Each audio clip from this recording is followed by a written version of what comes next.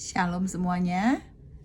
Kita lanjutkan kembali. Hari ini kita akan belajar Ester babnya yang keempat. Ayo, mari kita berdoa. Bapa kami yang di sorga, kami datang kepadamu pada malam hari ini Tuhan. Kami kembali berkumpul bersama-sama. Kami mau belajar mengenai firman-Mu Tuhan. Nyatakanlah isi hati-Mu kepada kami semuanya Tuhan.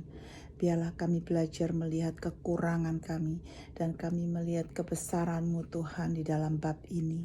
Sehingga kami boleh Tuhan lebih dekat dengan Engkau. Kami boleh lebih Tuhan menyembah Engkau dan bersyukur kepadamu. Terima kasih Tuhan. Di dalam nama Yesus. Amin. Oke, mari kita lanjutkan Ester babnya yang keempat. Sebelumnya kalau kita semua ingat yang Ester babnya yang ketiga, ingat kalau semua pengumuman sudah disebarkan ke seluruh penjuru ya, bahwa tahun depan waktu yang sudah ditentukan bangsa Yahudi itu akan dimusnahkan ya. Tahukah saudara bahwa ada 15 juta orang Yahudi terpencar semuanya di dalam kerajaan Persia ya, semua terpencar pada saat itu. Nah, sedangkan Ester dia itu ada di dalam kerajaan. Jadi dia tuh enggak tahu apa-apa. Perlu saudara ketahui pada saat itu negara Persia itu menguasai mulai dari India sampai Ethiopia. Jadi bayangkan itu besarnya seperti itu, di mana orang-orang Yahudi terpencar di sana ya. Sedangkan kita tahu Haman sama raja itu ya ignore ya, mereka acuh tak acuh. Pokoknya mereka makan-makan, mereka mengadakan acara sendiri di dalam kerajaan. Sedangkan orang Yahudi di luar sudah mulai ketakutan. Ester yang ada di dalam kerajaan, dia tidak tahu apa-apa. Mari kita baca ayat pertama sampai ayat yang ketiga. Setelah Mordekai mengetahui segala yang terjadi itu, ia mengoyakkan pakaiannya. Lalu memakai kain kabung dan abu. Kemudian keluar berjalan di tengah-tengah kota sambil melolong-lolong dengan nyaring dan pedih. Dengan demikian datanglah ia sampai ke depan pintu gerbang istana raja. Karena seorang pun tidak boleh masuk pintu gerbang istana raja dengan berpakaian kain kabung. Di tiap-tiap daerah kemana titah dan undang-undang raja telah sampai, ada perkabungan yang besar di antara orang Yahudi, disertai puasa dan ratap tangis. Oleh banyak orang dibentangkan kain kabung dengan abu sebagai lapik tidurnya. Jadi kita lihat di ayat yang pertama ini, kita melihat Mordekai itu mengoyakkan pakaiannya, lalu memakai kain kabung dan abu. Nah, apa maksudnya dia memakai kain kabung dan abu? Kain berkabung, pakaian berkabung. Itu artinya dia itu menunjukkan dia punya kesedihan yang mendalam. Saudara boleh baca di 2 Samuel 1 ayat 11 sampai 12 maupun juga di dalam kitab Yunus babnya yang ketiga. Itu juga menunjukkan kalau seseorang berkabung, mereka itu memakai pakaian berkabung dan dipakai abu ya, dikenain abu semuanya. Oke. Kita melihat di sini bahwa Mordekai itu sama sekali tidak malu ya. Dia tidak takut maupun tidak malu ya, di mana dia itu berani menunjukkan bahwa dia itu orang Yahudi. Kita ingat waktu di bab yang lalu, dia itu di pintu gerbang, dia mengatakan kepada pegawai pintu gerbang kalau dia itu orang Yahudi. Nah sekarang ini dia itu berdiri, oke? Dia berdiri mengoyakkan pakaiannya keluar berjalan di tengah kota sambil melolong-lolong dengan nyaring dan pedih. Nah yang ini dia itu menunjukkan ke semua orang loh dengan secara tidak langsung ya bahwa dia itu orang Yahudi. Bukan hanya itu saja, dia mengatakan kepada seluruh kota secara tidak langsung dengan dia punya action itu. Bukan saja dia mengatakan bahwa dia orang Yahudi, tetapi dia juga melawan daripada berita pembunuhan orang Yahudi itu. Dia oppose ya, dia melawan gitu ya. Jadi kita melihat itu di sini. Sedangkan kita tahu bahwa pintu gerbang istana itu adalah tempat di mana terjadi perdagangan komersial pada saat itu. Terjadi perdagangan dan terjadi ada interaksi secara legal di dalam antar kota ya. Jadi sebetulnya adalah gabungan antara pasar jual beli dan juga tempat untuk mengadili ya, hal-hal yang legal itu ada di pintu gerbang kota. Sedangkan kebalikannya sangat berbalik sekali dengan apa yang terjadi di dalam kerajaan. Di dalam kerajaan pada saat itu Raja Ahasiweros ini tidak pernah mendengar kabar susah, kabar berkabung, kabar yang tidak enak itu tidak bisa masuk ke dalam kerajaan. Karena sangat dilindungi sekali, raja tidak boleh mendengarkan semuanya itu, termasuk Esther yang juga di dalamnya. Bayangkan, sangat kebalikan dengan kerajaan Bapa kita, yaitu Yesus Kristus, yang selalu membuka pintu, mengundang kita untuk masuk ke dalam hadiratnya, membawa semua kesusahan kita, membawa beban-beban kita.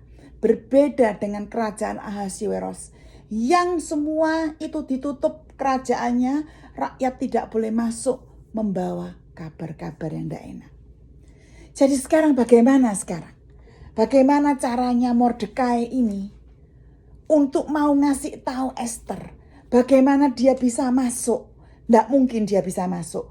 Tapi bagaimana berita ini dia bisa sampaikan sama Esther? Dan bagaimana Esther itu bisa menerima laporannya Mordekai? Ya, karena Esther tidak tahu menahu sama sekali dalam hal ini, oke? Lagi pula, apa yang terjadi kalau raja itu tahu kalau Mordekai itu pakai baju berkabung, berteriak-teriak, melolong-lolong dengan nyaring, berkeliling kota? Kalau raja tahu, apa yang akan terjadi? Itu kehidupannya Mordekai itu ada di ujung tanduk pada saat itu. Tapi mari kita lihat ya, ayat 4 sampai ayat yang ke-9. Ketika dayang-dayang dan sida-sida Esther memberitahukan hal itu kepadanya, maka sangatlah risau hati sang ratu. Lalu dikirimkannyalah pakaian supaya dipakaikan kepada Mordekai dan supaya ditanggalkan kain kabungnya daripadanya, tetapi tidak diterimanya. Oke. Nah, kita melihat di sini dayang-dayang dan sida-sida Esther memberitahukan kepada Esther. Tentu saja Esther sangat risau. Dia kan tidak tahu kenapa dengan paman saya. Mengapa dia pakai pakaian berkabung, lalu berteriak-teriak keliling kota. Waduh, ada apa ini? Sangat memalukan. Bukan hanya sangat memalukan, tetapi kalau diketahui raja, sudah mampus dah, sudah ini Mordekai ini. Lalu dia cepat-cepat kasih pakaian, kirimkan pakaian kepada Mordekai. Tetapi Justru Mordekai menolak. Kenapa Mordekai menolak? Justru dengan penolakan Mordekai ini, dia ingin supaya Ester itu menerima kabar yang sangat penting karena dia mau menyampaikan kabar itu, ya. Kemudian ayat 5 dikatakan, maka Ester memanggil Hatah, salah seorang sida-sida raja yang ditetapkan baginda melayani dia. Lalu memberi perintah kepadanya menanyakan Mordekai untuk mengetahui apa artinya dan apa sebabnya itu. Lalu keluarlah Hatah mendapatkan Mordekai di lapangan kota yang di depan pintu gerbang istana raja. Dan Mordekai menceritakan kepadanya segala yang dialaminya, serta berapa banyaknya perak yang dijanjikan oleh Haman akan ditimbang untuk perbendaharaan raja sebagai harga pembinasaan orang Yahudi. Juga salinan surat undang-undang yang dikeluarkan di Susan untuk memunahkan mereka itu diserahkannya kepada Hatah, supaya diperlihatkan dan diberitahukan kepada Ester. Lagi pula Hatah disuruh menyampaikan pesan kepada Ester supaya pergi menghadap raja untuk memohon karunia-Nya dan untuk membela bangsanya di hadapan baginda. Lalu masuklah Hatah dan menyampaikan perkataan Mordekai kepada Ester. Nah, kita lihat di sini. Ester memanggil Hatah. Siapa Hatah ini? Dia, ayat 5 dikatakan, seorang sida-sida raja yang ditetapkan baginda melayani dia. Berarti Hatah ini orang yang dipercaya. Betul enggak? Karena Ester mengirim dia kepada Mordekai. Dan kalau kita baca ayat selanjutnya, Mordekai ini menceritakan segala sesuatunya komplit kepada Hatah untuk disampaikan kepada Ester. Nah, kita tahu di buku Ester ini, saya kan sudah jelaskan sebelumnya bahwa tidak ada nama Tuhan ditulis. Tapi kita melihat campur tangan Tuhan. Tangan Tuhan yang mengatur setiap skenario dan setiap gerakan. Kita melihat di sini, Tuhan pun memakai Hatah di dalam bab ini untuk menjadi penyambung lidah, menjadi komunikator antara Ester dan Mordekai. Saudara ingat enggak di Alkitab, siapa yang kasih murid Yesus roti? Ya, 5 roti, 2 ikan, seorang anak kecil kan? Tuhan memakai seorang anak kecil untuk memberi makan 5.000 orang. Ingat, 5.000 itu cuman laki-lakinya saja, belum perempuannya sama anak-anaknya. Kurang lebih bisa 12.000 dikasih makan dari 5 roti, 2 ikan. Tuhan pun memakai anak kecil ini. Oke? Ingat nggak cerita Naaman? Ada seorang pembantunya Naaman, wanita, bilang, Naaman, kamu mau sembuh ya? Pergi ke nabi itu. Tuhan juga memakai pembantu kecil itu untuk menyembuhkan Naaman. Lihat, tahukah namanya? Tidak tahu. Tahukah nama anak laki yang punya 5 roti 2 ikan? Tidak tahu. Pembantu kecil itu yang pembantunya Naaman namanya? Tidak tahu. Kita tahu di sini ceritanya bahwa Tuhan itu bisa memakai siapa saja untuk supaya rencananya terjadi. Dia bisa memakai orang percaya, dia bisa memakai orang tidak percaya, dia bisa memakai orang jahat sekalipun untuk supaya rencananya terjadi. Oke. Nah, kita lihat di sini Hatah, seperti tadi saya katakan, dia itu komunikator penting. Kalau saja dia menyampaikan kata-kata Ester kepada Mordekai, ada salahnya sedikit, ceritanya sudah lain. Kalau dia menyampaikan ceritanya Mordekai kepada Ester, kalau ada kekeliruan, sudahlah, jadinya lain sudah. Sedangkan kita aja, kalau kita sebagai manusia biasa, kita mendengar berita ini, berita A kita dengar, kemudian kita sampaikan kepada orang tersebut, ceritanya sudah bisa lain. Oke? Nah, di sini Hathach ini kuncinya penting sekali. Bukan itu saja, Mordekai itu bisa percaya kepada dia. Ester juga bisa percaya kepada dia. Dan kalau kita baca di ayat selanjutnya, kalau gak salah ayat yang ke-8. Salinan surat undang-undang yang dikeluarkan di Susan untuk memunahkan mereka juga diserahkan kepada Hathach supaya dilihatkan dan diberitahukan kepada Ester. Wow, di sini kita melihat satu kenyataan bahwa Mordekai itu punya kopinya, punya salinan surat undang-undang itu. Padahal surat-surat itu penting. Surat itu yang bagi-bagi itu Haman itu bagi kepada orang-orang anak buahnya untuk disebarkan kemana?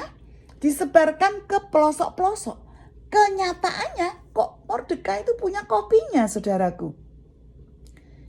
Ini menunjukkan bahwa ternyata Mordekai itu punya satu posisi yang penting di dalam pemerintahan.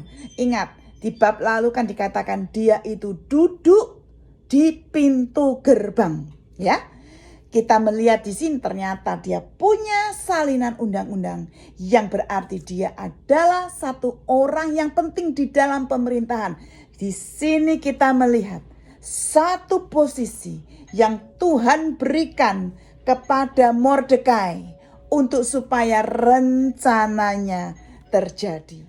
Bukan itu saja, Hathach juga disuruh menyampaikan pesan kepada Ester supaya pergi menghadap raja untuk memohon karunia-Nya untuk membela bangsanya di hadapan baginda.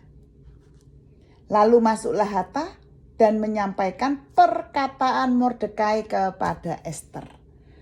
Waduh, bayangkan, ini Ester itu disuruh sama Mordekai, dapat tugas yang begitu berat untuk menghadap raja. Bagaimana respon daripada Ester? Ya, kita lihat ayat 10 sampai ayatnya yang ke-14. Ayat 10. Akan tetapi Ester menyuruh Hathach memberitahukan kepada Mordekai, semua pegawai raja serta penduduk daerah-daerah kerajaan mengetahui bahwa bagi setiap laki-laki atau perempuan yang menghadap raja di pelataran dengan tiada dipanggil, hanya berlaku satu undang-undang, yakni hukuman mati. Hanya orang yang kepadanya raja mengulurkan tongkat emas yang akan tetap hidup.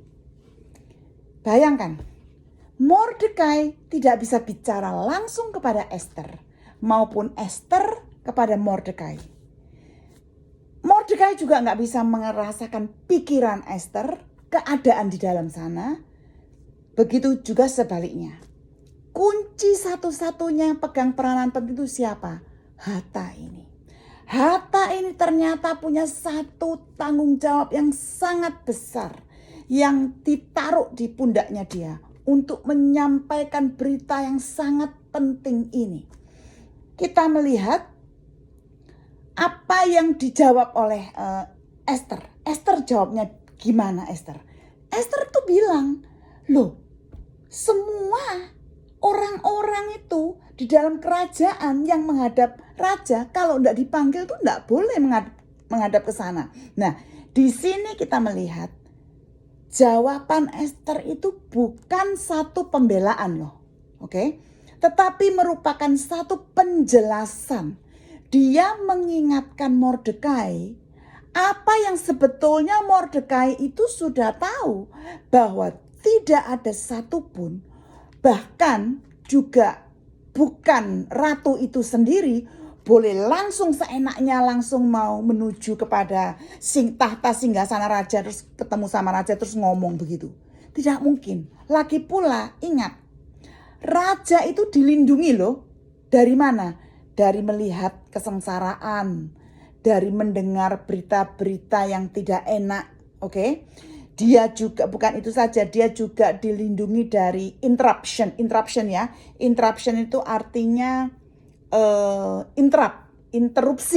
interupsi ya bahasa Indonesianya ya. Yang mungkin dia sudah punya schedule, tahu-tahu diinterupsi gitu ya. Itu semuanya tidak boleh, tidak bisa itu terjadi di dalam kerajaan. Jadi di sini Esther bukan membela diri, tetapi dia mengingatkan Mordekai. Bukan itu saja, dia bilang, aku sudah 30 hari tidak dipanggil menghadap raja. Oke? Aku ini sudah 30 hari, tolong kamu tuh mengerti. Ya, seolah-olah itu begitu. Dia sepertinya bukannya satu excuse ya dari Esther, tetapi satu permohonan kepada Mordekai supaya Mordekai ngerti, supaya Mordekai itu mau memberikan waktu, ndak gerasak gerusuk begitu ya, ndak gerasak gerusuk sepertinya mau cepat-cepat gitu ya.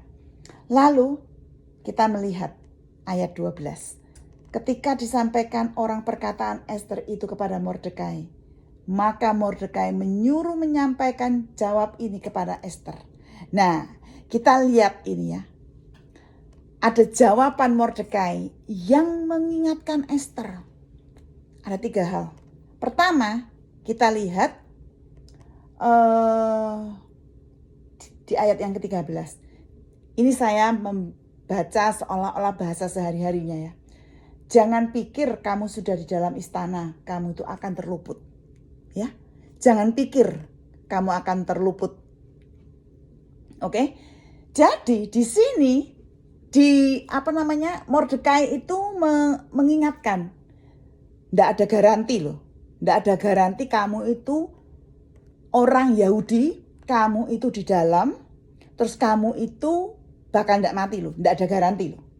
Oke? Di situ Mordekai mengingatkan.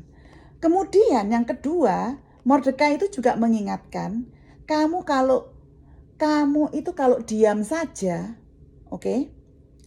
Kamu ya diam aja, akan ada jalan lain.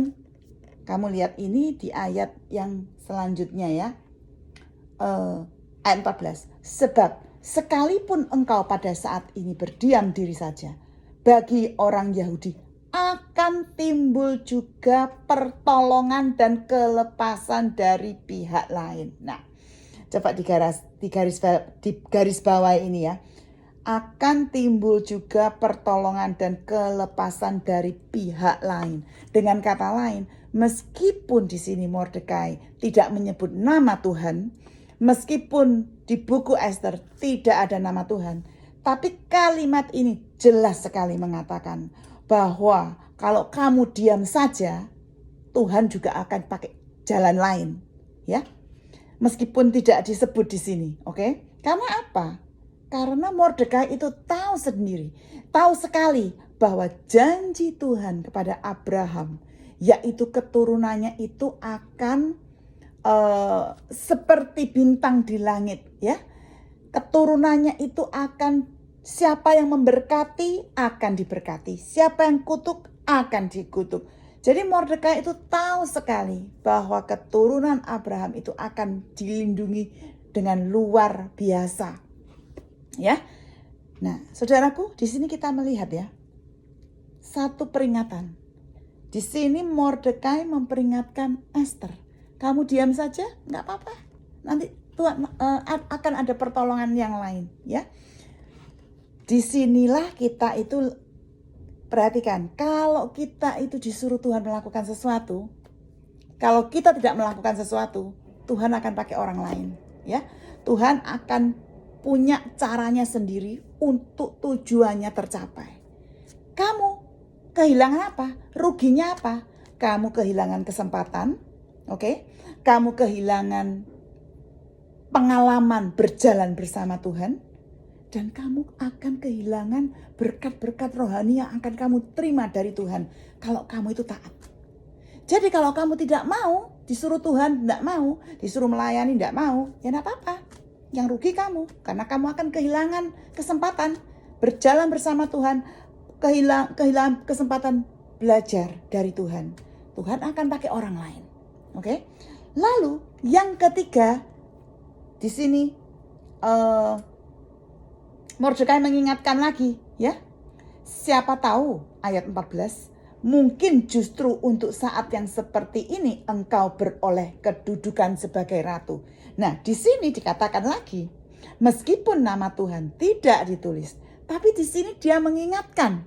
Dia mengingatkan Ester, kamu posisimu ada sampai hari ini itu karena perbuatan Tuhan. Meskipun dia di sini tidak mengatakan Tuhan, tapi di sini dia mengingatkan Ester. Ya. Lalu kita melihat selanjutnya ayat yang ke-15. Tapi sebelum kita masuk dalam ayat ke-15, kita akan belajar beberapa kebenaran yang dasar. Oke? Dari kebenaran yang sangat simple, yang sangat mendasar dari the providence of God. The providence of God itu artinya pemeliharaan Tuhan yang luar biasa. Ini bukan pemeliharaan soal makan, minum, pakaian, sandang, pangan, bukan. Tapi pemeliharaan dan perlindungan Dia terhadap bangsa Israel yang luar biasa. Kita di sini akan belajar kebenaran yang mendasar dan sangat penting untuk kehidupan orang Kristen pada hari ini. Kita harus belajar satu kebenaran Tuhan yang mendasar, yaitu pemeliharaan Tuhan, the providence of God. Ada beberapa di sini ya, ada 4. Oke? Nomor 1. Tuhan itu punya rencana ilahinya Dia yang harus terjadi di dalam bumi ini. Oke? Tuhan punya rencana ilahinya Dia yang harus terjadi. Karena kita melihat di sini rencana Tuhan yang harus terjadi menurut perjanjian lama dan perjanjian baru, kita sudah melihat dan belajar rencana Tuhan itu memang harus memakai orang Israel. Orang Israel ini akan dipakai oleh Tuhan untuk melahirkan siapa? Melahirkan Mesias. Oke? Jadi rencana Tuhan itu tidak bisa gagal.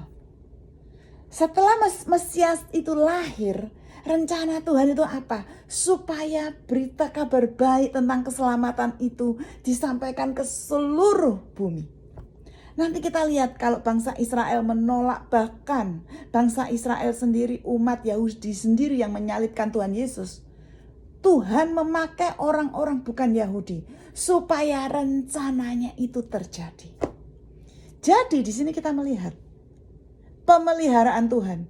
Kalau rencana Tuhan itu tujuannya apa? Dia akan pelihara orang-orang yang dipakainya. Itu luar biasa. Ini penting sekali bagi anak-anak Tuhan untuk mengerti karakter Tuhan, atribut Tuhan, supaya kita itu mengerti siapa Dia. Oke? Kebenaran yang kedua. Tuhan melakukan rencananya itu memakai orang-orang. Oke? Tuhan bisa saja apa saja Tuhan bisa lakukan tanpa orang. Oke? Tetapi kita melihat dan kita belajar dari perjanjian lama terus sampai perjanjian baru. Tuhan memakai orang-orangnya supaya tujuannya terjadi.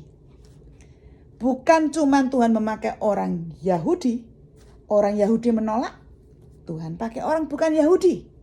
Oke? Kita melihat di sini Tuhan bisa memakai siapa? Tuhan bisa memakai Raja Cyrus, oke, untuk memulangkan bangsa Israel pada saat di tawanan Babilonia. Tuhan juga memakai orang yang berdosa. Tuhan memakai orang yang lemah, yang kecil. Tuhan memakai siapa saja. bukan hanya orang yang percaya, orang yang tidak percaya juga dipakai oleh Tuhan supaya rencananya Dia dan tujuan yang dicapainya itu akan dan pasti terjadi. Ya, kita melihat di sini dia itu memakai kebodohan raja itu sehingga Wasti itu diberhentikan. Dia juga memakai kesepian raja sehingga Ester itu bisa diangkat. Ya, kita melihat di sini Tuhan memakai orang-orang, memakai manusia untuk rencananya terjadi. Yang ketiga, Tuhan akan tujuannya Tuhan itu pasti terjadi meskipun orang yang mau dipakainya itu tidak taat sama Dia, menolak rencana Tuhan. Contoh, ya, kita melihat ada contoh di sini yaitu Markus ya, Yohanes Markus ya. Kalau kita lihat di Kisah Para Rasul 13 ayat 13. Oke. Dan Kisah Para Rasul 15 ayat 36 sampai 41. Di situ John Mark ya. Bahasa Inggrisnya itu John Mark, Markus Yohanes. Dia itu sedang melakukan satu mission trip, lalu dia tinggalkan mission tripnya, lalu pulang ke rumah. Di situ Tuhan langsung mengangkat Timotius untuk menggantikan tempatnya. Oke. Lalu kita lihat satu cerita lagi, ingat cerita soal Yunus. Yunus itu kan disuruh Tuhan kemana? Ke Niniwe. Ya kan? Tapi dia menolak. Dia lari daripada Tuhan. Lalu Tuhan apa? Tuhan hajar dia. Tuhan berikan dia pelajaran. Sehingga akhirnya dia masuk ke perut ikan selama 3 hari 3 malam. Akhirnya dia apa? Dia akhirnya taat sama Tuhan. Dia pergi ke Niniwe. Nah, di sini kalau engkau dan saya menolak atau tidak taat kepada suruhan Tuhan, bisa saja dia ya sudah, kamu tidak mau dipakai, tidak apa-apa, saya bisa pakai orang lain. Lalu seperti tadi saya katakan, kita kehilangan reward, oke? Kita kehilangan berkat, kita kehilangan pengalaman berjalan bersama Dia, atau Dia mendisiplin kita sampai kita menyerah akan kehendaknya. Dalam hal ini seperti tadi saya katakan, contohnya adalah Yunus. Lari daripada Tuhan, lalu mengalami disiplin Tuhan, dan akhirnya taat. Oke. Kebenaran yang keempat. Oke, saya ulangi. Yang pertama tadi, Tuhan punya rencananya di bumi ini. Dan itu terjadi. Akan terjadi dan pasti terjadi. Kebenaran yang kedua adalah Tuhan untuk supaya rencananya terjadi, Dia memakai orang-orang. Oke. Kebenaran yang ketiga, Tuhan ketika menjalankan rencananya Dia yang pasti terjadi itu, kalau Dia memilih orang-orang atau anak-anaknya, kalau anak-anaknya itu menolak, rencana Dia tetap terjadi dan tetap berjalan. Sekarang kebenaran yang keempat. Tuhan itu bukan Tuhan yang keburu-buru. Oke. Tuhan adalah Tuhan yang memenuhi rencananya sesuai dengan waktunya. Coba lihat di Ester ini. Dia menunggu tahun ketiga dari Raja Ahasiweros. Di tahun ketiga itu yang waktu Ratu Wasti itu diturunkan. Ya, setelah diturunkan, dia tunggu, Tuhan menunggu 4 tahun lagi. Setelah itu Ester dinaikkan. Oke. Setelah Ester naik, Tuhan menunggu 12 tahun. Ya, waktu itu Haman itu akan membunuh orang Yahudi. Bayangkan, Tuhan bekerjanya itu pelan tapi pasti. Dia bisa juga cepat. Kalau memang itu harus segera dilaksanakan, Tuhan bekerja dengan cepat. Tapi pada ada saatnya Tuhan itu tidak terburu-buru. Kalau kita membaca buku Ester ini untuk pertama kalinya, mungkin kita menjadi tidak sabar dengan Tuhan. Kok pelan sekali, kok sepertinya Tuhan itu tidak ngapa-ngapain. Coba lihat di chapter 1 dan 2 ya. Rajanya mabuk, terus penasehat-penasehatnya seperti mengambil alih kekuasaan. Lalu kita melihat chapter yang ketiga sampai chapter yang ke-6, seolah-olah loh ini Haman ini jahat kok tambah dinaikkan pangkatnya. Kemudian Haman itu kok menguasai keadaan istana, keadaan kerajaan, keadaan negara. Tuhan di mana? Di mana Tuhan? Seperti apa yang kita alami. Kita masing-masing sedang menunggu. Ya, ada yang menunggu supaya suaminya bertobat.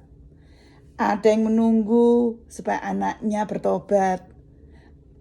Atau apa saja yang kalian sedang tunggu. Kalian selalu bertanya, Tuhan kamu tuh di mana? Aku sudah doa sekian lama. Aku sudah doa 12 tahun. Aku sudah sabar 15 tahun. Engkau di mana? Perhatikan. Ketahuilah bahwa Tuhan tidak pernah terburu-buru. Dia tahu jelas akhirnya itu gimana. Dia tahu dari awal sampai akhir itu bakal di mana. Titah-titahnya, peraturan-peraturannya selalu benar dan selalu tepat pada waktunya. Bahkan Tuhan itu bergerak itu tidak bisa diganggu gugat. Dia tidak bisa digoncangkan oleh situasi ekonomi, keadaan negara, maupun cuaca, maupun alam. Dia tidak bisa tergoncangkan karena dia adalah Allah yang tidak bisa digoncangkan. Ya, jadi sekarang masalahnya, apakah Tuhan mengontrol dunia ini? Kalau memang Tuhan mengkontrol dunia ini, apakah Tuhan mengkontrol kehidupan kita? Nah, sebetulnya pertanyaannya bukan itu. Pertanyaannya adalah, apakah kita yang mau bekerja sama dengan Tuhan? Supaya kita itu adalah menjadi bagian dari jawaban Tuhan, bukannya masalah. Masalahnya bukan soal Tuhan, masalahnya ada di kita. Apakah kita mau berserah kepada Tuhan? Apakah kita mau ikut cara-caranya Tuhan? Meskipun tidak cocok dengan kedagingan kita, meskipun tidak cocok dengan pikiran kita, tidak cocok dengan hati kita. Tapi firman-Nya berkata demikian. Apakah kita mau taat? Mari kita lanjutkan ayat 15 sampai ayat yang ke-17 yang terakhir. Ayat yang ke-15, maka Ester menyuruh menyampaikan jawab ini kepada Mordekai. Pergilah, kumpulkanlah semua orang Yahudi yang terdapat di Susan dan berpuasalah untuk aku. Janganlah makan dan janganlah minum 3 hari lamanya. Baik waktu malam, baik waktu siang, aku serta dayang-dayangku akan berpuasa demikian. Dan kemudian aku akan masuk menghadap raja, sungguh pun berlawanan dengan undang-undang. Kalau terpaksa aku mati, biarlah aku mati. Maka pergilah Mordekai dan diperbuatnyalah tepat seperti yang dipesankan Ester kepadanya. Nah, setelah Mordekai berbicara mengingatkan Ester, sekarang Ester bilang, suruh Hatta lagi pergi ke Mordekai. suruh kumpulkan semua orang Yahudi yang ada di tempatnya, di daerah sana, di Susan. Ya, ingat, waktu kita pertama kali membaca buku Ester ini, kita tahu bahwa Ester dan Mordekai ini menyembunyikan identitasnya sebagai orang Yahudi. Ya, ingat nggak ya? Dan kita pun tahu meskipun nama Tuhan tidak ada disebut di buku Ester ini, tapi pembantaian terhadap orang Yahudi ini adalah suatu juga satu tamparan, satu penghinaan terhadap Tuhan itu sendiri. Maka ini Tuhan itu benar-benar harus bertindak karena dia punya rencana yang sempurna. Ini dia bilang apa Ester? Sudah, kasih tahu orang Yahudi, suruh berpuasa semua. Suruh berdoa dan berpuasa. Oke. Kita melihat di Alkitab, berdoa selalu diikuti dengan puasa, atau kebalikannya, puasa diikuti dengan berdoa. Kita banyak bertemu di ayat-ayat, contoh ayat di Esra, di Mazmur, ya, Daniel, bahkan di kitab para rasul pun berpuasa dan berdoa, berpuasa dan berdoa. Oke. Puasa sendiri, berpuasa sendiri, puasa saja itu bukanlah satu jaminan bahwa Tuhan akan mendengar atau Tuhan akan memberkati. Puasa saja. Oke. Berpuasa harus disertai dengan berdoa. Oke. Berdoa dengan kerendahan hati dan dengan hati yang hancur di hadapan Tuhan. Kalau saudara baca di dalam Yesaya 58, di dalam kitab Yoel bab yang kedua ayat 12, ya. Terus baca sampai 13. Bahkan kalau saudara baca di dalam Matius 6 ayat yang ke-16 sampai 18. Berpuasa diikuti dengan doa, dengan hati yang rendah hati dan benar-benar hancur di hadapan Tuhan. Bayangkan kalau berpuasa itu cuman sebagai satu tanda, ya aku orang Kristen harus berpuasa, cuman sebagai checklist aja, itu tidak akan menghasilkan sesuatu kerohanian yang baru. Tetapi kalau berpuasa itu disertai dengan hati yang sungguh-sungguh, dengan kerendahan hati, dengan hati yang hancur, akan menghasilkan satu kerohanian yang luar biasa, dampak yang luar biasa. Kita melihat, kalau kita melihat Ester 4 ayat 3, kita sudah baca bahwa orang Yahudi di seluruh kerajaan itu sebenarnya sudah mulai berpuasa, berdoa, dan berkabung. Oke, kenapa? Karena ini masalah hidup dan mati. Ini masalah hidup dan mati bagi orang Yahudi, dan ini pun masalah hidup dan mati bagi bagi seorang Ester. Karena saudara baca ayat 16 yang terakhir, dia bilang apa? Kalau terpaksa aku mati, biarlah aku mati. Oke? Dia di sini sudah bertekad, dia mau datang sama raja. Tapi dia juga tidak tahu kapan datangnya, ngomongnya gimana, dia tidak tahu. Maka itu dia mengajak seluruh orang Yahudi untuk berdoa dan berpuasa. Di sini kita melihat apa? Di sini kita melihat apa? Tuhan bekerja melalui krisis. Tuhan bekerja melalui masalah. Masalah ini diciptakan oleh Haman. Oke? Haman menciptakan masalah ini, tetapi Tuhan memakainya untuk membawa apa? Membawa kebangunan rohani, diguncangkan kehidupannya orang-orang Yahudi, supaya semua bertobat, supaya semua berdoa dan berpuasa dan datang kepada Tuhan. Saudaraku, tahu enggak? Kalau saudara punya masalah, saudara sedang digoncangkan. Untuk apa? Untuk datang kepada Tuhan.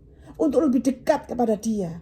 Justru dia memakai krisis, memakai problema, masalah, penderitaan untuk menggoncang kehidupan kerohanian kita.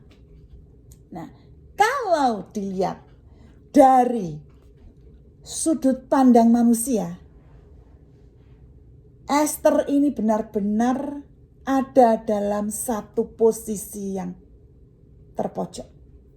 Semua yang ada di dalam Ester itu memojokkan dia. Kita melihat hukum, oke? Hukum di dalam kerajaan itu memojokkan Ester. Kenapa?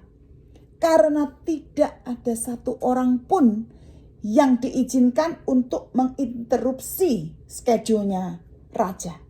Datang tiba-tiba kepada raja. Tidak boleh. Hukum dalam kerajaan. Jadi secara hukum di dalam kerajaan memojokkan Ester. Kita melihat sekarang hukum dari pemerintah. Hukum dari pemerintahan pun memojokkan dia. Kenapa? Karena peraturannya adalah orang Yahudi itu harus dibantai, harus dibunuh. Sedangkan dia orang Yahudi. Jadi dia sudah tidak bisa memakai hukum kerajaan, tidak bisa. Memakai hukum pemerintahan juga tidak bisa. Sekarang kita melihat keadaan dirinya. Dia adalah seorang wanita.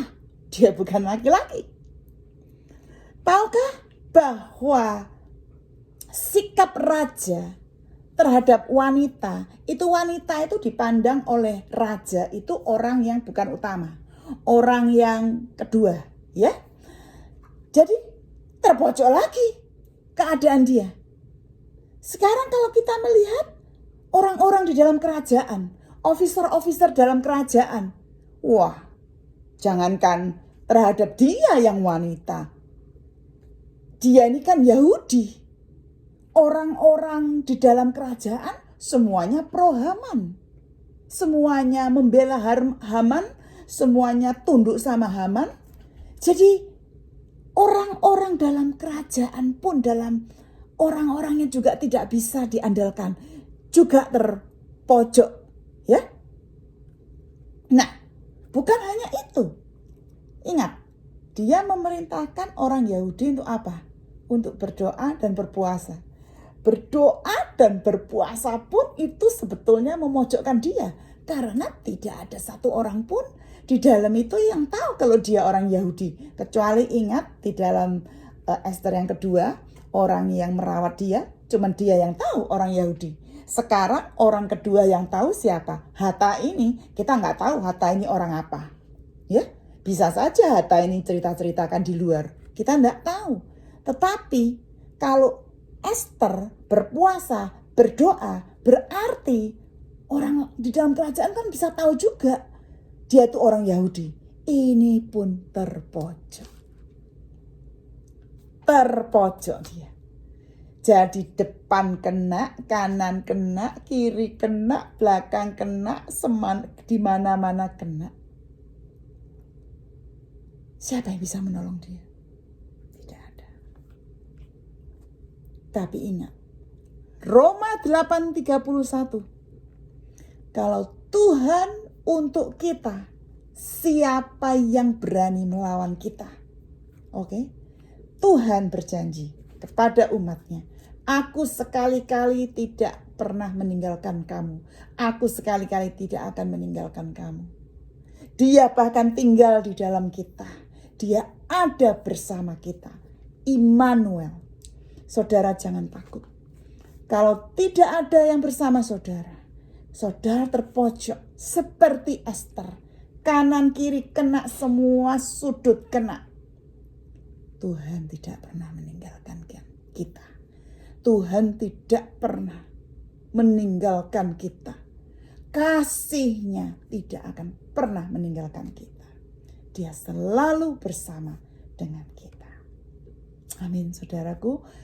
Minggu depan kita akan lanjutkan Ester yang kelima. Mari kita tutup dalam doa. Bapa, terima kasih Tuhan. Engkau menyatakan atribut-Mu kepada kami. Menyatakan karakter-Mu kepada kami. bahwa rencanamu Tuhan tidak tergoyahkan. Rencanamu tidak pernah gagal. Tuhan, jadikan kami anak-anak-Mu Tuhan yang taat Tuhan akan perintah-Mu, yang mau turut sesuai rencana-Mu. Jadikan kami Tuhan anak-anak-Mu yang sabar menunggu waktu-Mu. Kami mengerti bahwa Engkau tidak terburu-buru.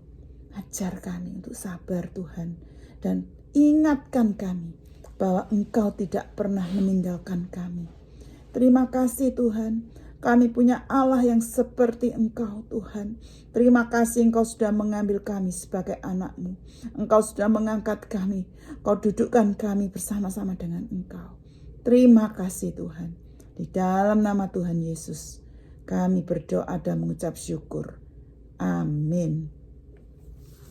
Terima kasih ya, shalom semuanya. Sampai minggu depan pelajaran Ester yang kelima. Selamat malam.